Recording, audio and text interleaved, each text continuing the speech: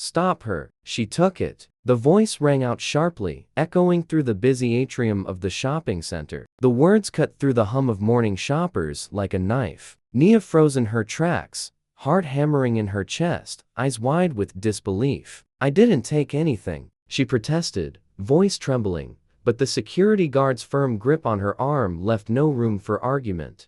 Whispers spread like wildfire as phones were raised to record every second of what was unfolding. The shoppers' faces were a mix of curiosity, judgment, and a silent agreement with the man who accused her. He was well dressed, confident, and certain, pointing at Nia as though the very act of looking at her proved her guilt. Her mind raced.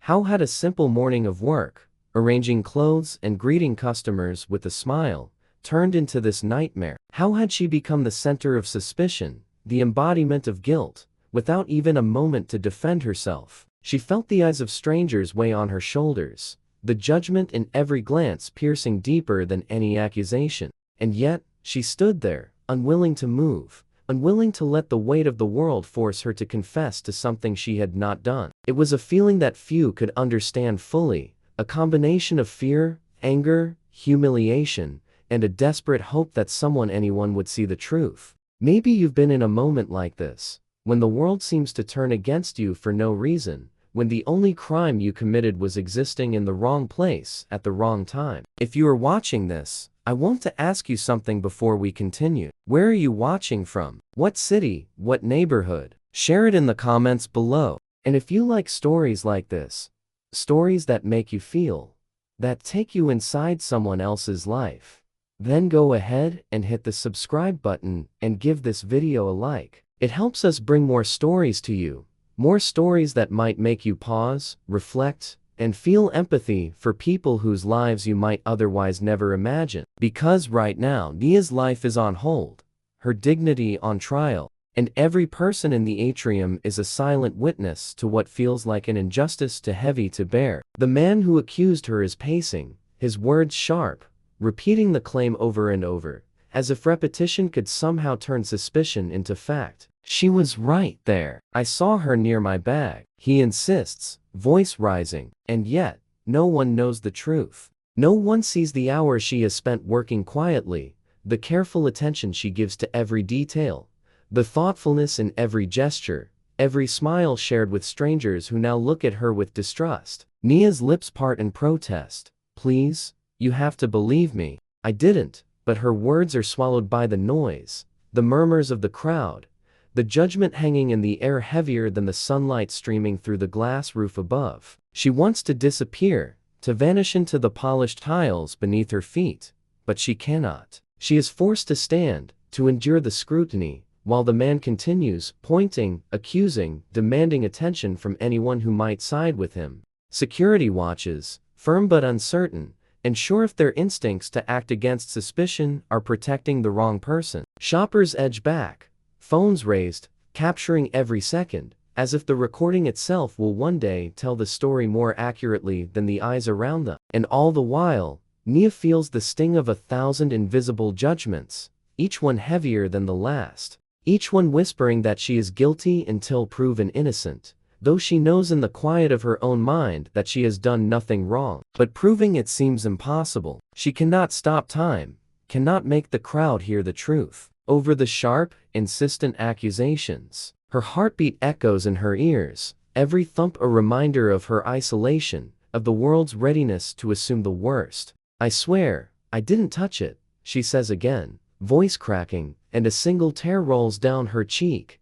Not from weakness, but from the overwhelming weight of disbelief that anyone could accuse her so openly, so harshly, without cause. And then, just as panic threatens to take hold completely, a figure steps forward from the edge of the crowd, calm and measured, observing before speaking. A presence that seems to pull the air taut, commanding it to stillness. He does not raise his voice, he does not shout, he simply acknowledges the tension, the raw, electric fear, and begins to untangle it with quiet authority. And Nia feels, for the first time since the accusation, that maybe, just maybe, someone is seeing her for who she truly is, someone who might understand that the world's assumption does not define her truth. The man pauses, frustration evident in the way he huffs and shakes his head, muttering about incompetence and theft, while the crowd leans in, craving resolution, craving drama. Nia swallows, keeping her voice steady,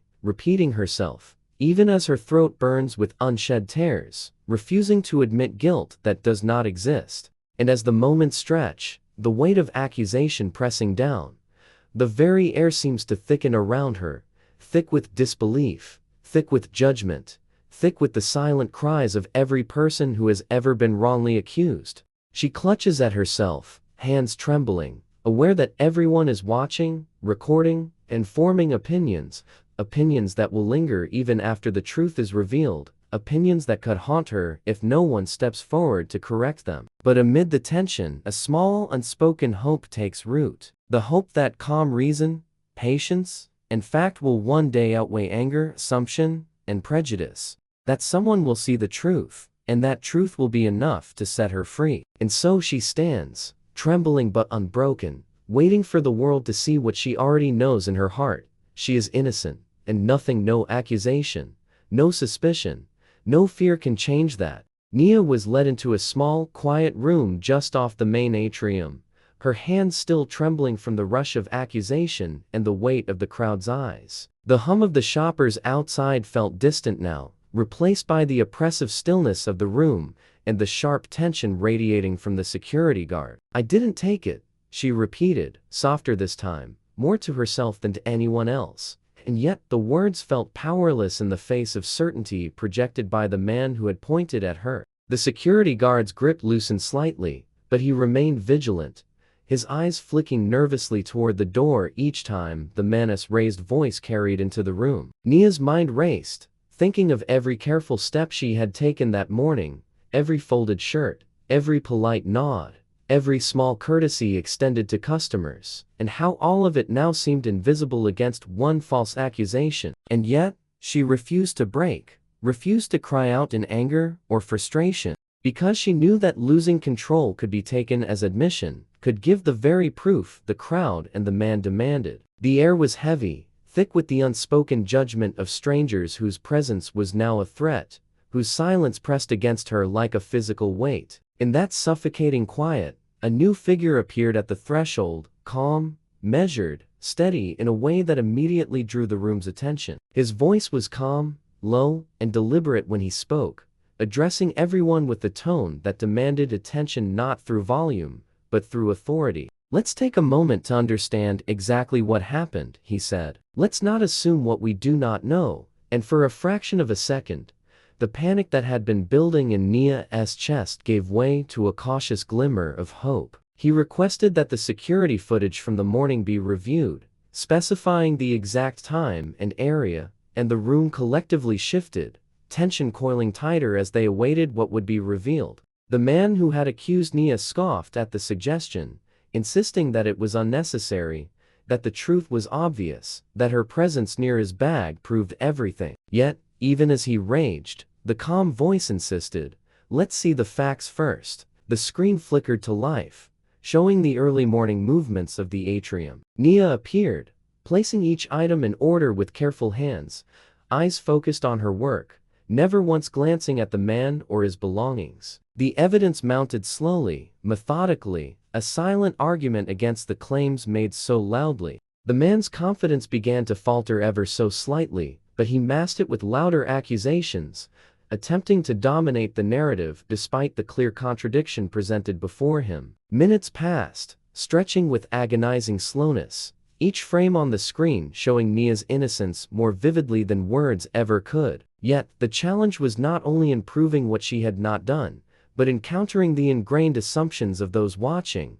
assumptions shaped by fear, bias, and the quick judgments society often makes before pausing to understand. The guard shifted uncomfortably, aware that the burden of proof now lay squarely on the evidence rather than the accused, but still hesitant to question the certainty of the man who had caused the scene. Nia's breath came in shallow waves, her hands clasped together as if to hold herself steady, and she realized that the room had grown silent except for the low hum of the monitors, the subtle rustle of papers, and the occasional muttered comment from someone peering over a shoulder. Every person present felt the weight of the moment, the slow accumulation of truth against accusation, and the impossibility of reversing the initial rush of judgment. The man's voice, once so dominant, began to crack under the pressure of proof. He gestured wildly, pointing to frames that were irrelevant, trying to distract from the mounting clarity, but the calm voice persisted, guiding the focus back to what was undeniable. Nia felt a strange mixture of relief and terror. Relief that the truth was visible, terrifying, because the crowd, once so quick to condemn, now turned their collective attention in unpredictable ways. Time seemed suspended, the room caught between accusation and resolution, between fear and the first real hint that she might be understood. Then came a subtle shift, almost imperceptible, as the calm voice suggested checking the area the man had passed through before entering the atrium, the area where his belongings had been briefly set down. Hesitation flickered across the accuser's face, but pride and anger kept him silent for a heartbeat too long. The security guard nodded, moving to follow the instruction, tension vibrating in the small space as all eyes waited. Nia's chest tightened again as she realized that the resolution was approaching, though she did not yet know how it would unfold, whether the revelation would absolve her or ignite further confrontation. The footage was rewound, scrutinized, analyzed frame by frame, showing Nia's every step, every careful motion, until it became irrefutable. She had not touched, moved, or even approached the man's possessions. Each frame was a silent testament to her innocence, a quiet refutation of the fiery words hurled at her only moments before. And yet, the man's indignation persisted, his disbelief struggling against the evidence. A fight between pride and the undeniable clarity of what had occurred. Nia's lips parted again, voice steady now despite the adrenaline still coursing through her veins, repeating the truth she had known all along. And though some in the room listened, others still shifted uncomfortably, caught between the desire to believe the evidence and the easier path of siding with anger. It was a moment suspended in tension, a delicate balance where perception, bias, and fact collided in a single, charged space. And as the guard returned having checked the suggested area, the glint of something small and unmistakable appeared, the hint that what had been lost was not taken, but merely misplaced, waiting to be found beyond the immediate assumption of guilt. Nia felt her body stiffen, heart pounding with anticipation, and the man's voice faltered, a crack in the armor of certainty he had worn so confidently. The crowd's whispering grew, subtle yet insistent, as if collectively sensing the turning tide of truth. Nia stood perfectly still, waiting, holding herself together in the quiet storm, every breath measured, every heartbeat echoing like a drum in the room where judgment had once seemed absolute. The moment stretched long, filled with the fragile hope, the slow, almost imperceptible shift from accusation to doubt, a transition as delicate as it was powerful. And though the resolution was not yet complete, the first signs of fairness had begun to surface, carried on the calm, deliberate voice that had refused to rush, refused to assume, and refused to let the weight of anger dictate the outcome. Nia understood that in these moments, truth often arrives quietly, without fanfare, and yet with a power that eclipses the loudest accusation, and she waited, patient, knowing that the next revelation could change everything. The room seemed to hold its collective breath, caught between what had been and what was about to be. Every soul within, aware that a single finding could either destroy or vindicate, could either deepen the wound or begin the healing. And in that suspended tension, Nia realized that endurance, patience, and unwavering fidelity to the truth were her only allies, that they alone could carry her through the storm of suspicion and bias, and that for now, she must remain still, quiet, and resolute, until the next moment unveiled itself, bringing with it the next step toward the truth. The security guard returned with the small, glittering object held carefully in his hand, and a hush fell over the room as all eyes turned toward it. The man who had accused Nia stepped forward, face pale, words faltering as the truth began to settle in the space between them. It was his bracelet, found exactly where he had left it in the calf, hidden beneath the edge of the chair, overlooked in his rush and assumption. Nia's breath caught in her chest, a mixture of relief, disbelief, and lingering tension that refused to vanish instantly. She had been accused publicly, judged without evidence, and yet here was the proof that her innocence had never been in doubt. The man stared at the bracelet in his hand, his voice suddenly small, uncertain, unable to summon the certainty he had wielded so forcefully only moments ago. It was here, he muttered, a harsh laugh breaking from his lips, one that did not reach his eyes, one that did not erase the humiliation pressing down around him. Nia remained still, letting the silence speak for her, letting the calm clarity of truth settle over the crowd like a quiet wave. The murmurs of onlookers began to ripple through the room, shifting from judgment to astonishment, from gossip to recognition that she had endured something unjust and emerged unbroken. Marcus spoke softly, firmly, each word deliberate and heavy with quiet authority. Sometimes, the things we lose aren't taken from us. They are simply misplaced, and assumptions do not define reality. Nia felt her shoulders relax slightly, the weight of accusation lifting just enough for her to breathe freely again. The man looked around, finally understanding the breadth of the error. The collective eyes of the shoppers, staff, and security on him, silently demanding acknowledgement of the injustice he had created.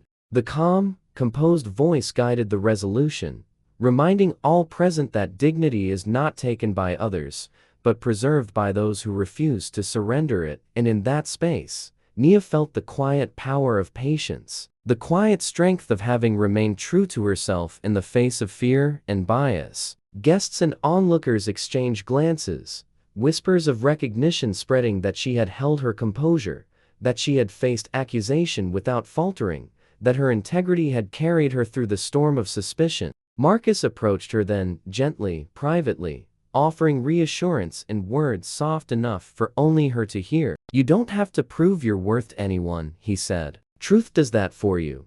Nia's lips trembled into the smallest smile, fragile yet full of relief, and for the first time in what felt like an eternity, that morning, she allowed herself to feel the release of tension and the affirmation of her own strength. She nodded, understanding without words, a silent acknowledgement that the calm authority and adherence to facts had been her shield, her vindication, and that patience had outlasted anger and falsehood. The man, now quiet, could only return to his belongings, the air thick with the contrast between his arrogance and the quiet dignity of the woman he had wrongly accused. Around them, the shoppers and staff adjusted to the restored order, some exchanging apologies, others merely recognizing the lesson that had unfolded before their eyes.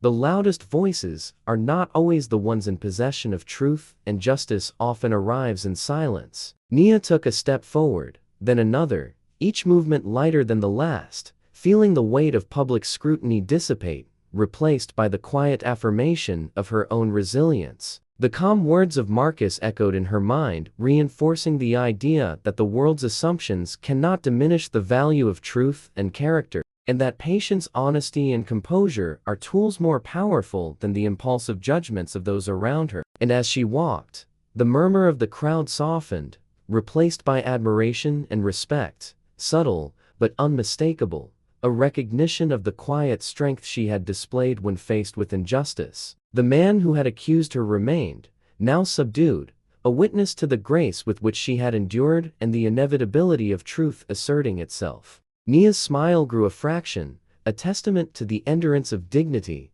a symbol that no accusation, no moment of fear, no public humiliation could rob her of her integrity. The morning light seemed to shift as she moved through it, golden yet gentle, reflecting not the luxury of wealth or status, but the purity of truth and the power of remaining steadfast in one's principles. Marcus stepped back, observing quietly, pride barely hidden in his eyes, knowing that the resolution had been achieved without confrontation, through calm reasoning and faith in evidence, rather than loud defiance. The shoppers' whispers transformed from speculation into reflection, as they recognized that in the quiet endurance of one person, they had witnessed a lesson in humility, fairness, and the consequences of rushing to judgment. Nia's gaze briefly met Marcus's, and a silent understanding passed between them, an acknowledgement of shared experience, of strength quietly maintained, of truth revealed without theatrics or vengeance. The man adjusted his jacket, finally turning away subdued and thoughtful, leaving Nia to reclaim the space that had been unfairly denied to her, and in doing so she reclaimed a piece of herself that had been tested by the storm of assumption and bias. She felt the lingering tension of the morning begin to dissolve, replaced by the warm affirmation that she had stood her ground, remained composed, and allowed truth to emerge in its own time, and that the judgment of others, once loud and certain, had been tempered by patience and evidence. As she walked toward the exit, a quiet dignity accompanied her steps, every motion deliberate, every breath a reminder of the resilience of those who refuse to be defined by prejudice or accusation. The atmosphere in the shopping center shifted subtly, guests now observing her with a newfound respect, recognizing without words the grace with which she had navigated a storm of doubt and suspicion, a quiet but profound testament to the power of truth over assumption. The day continued around her, mundane and ordinary in its routines, but for Nia, the morning had carved a deep mark, a story of resilience, patience, and moral courage that would remain with her forever. And to everyone watching the story unfold, remember that moments of injustice, prejudice, or doubt are challenges not just to endure, but to meet with integrity, patience, and the quiet confidence that truth has a way of prevailing. If you felt the weight of this story, if you felt the tension and relief, then make sure to subscribe to our channel and hit the like button. Your support helps us share more stories that reveal the strength of ordinary people in extraordinary situations, and reminds us all that dignity, honesty, and patience are values worth celebrating every day.